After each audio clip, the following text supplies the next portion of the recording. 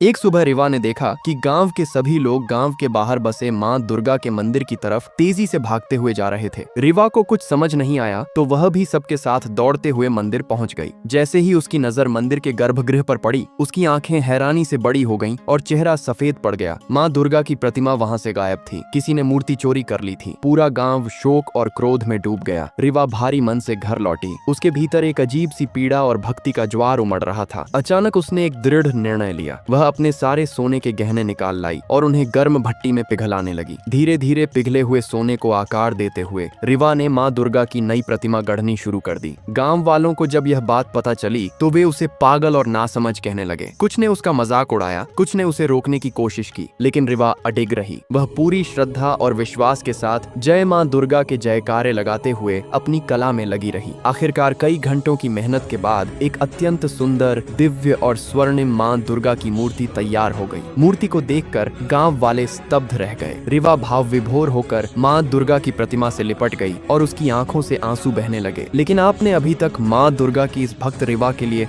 like और subscribe तक नहीं किया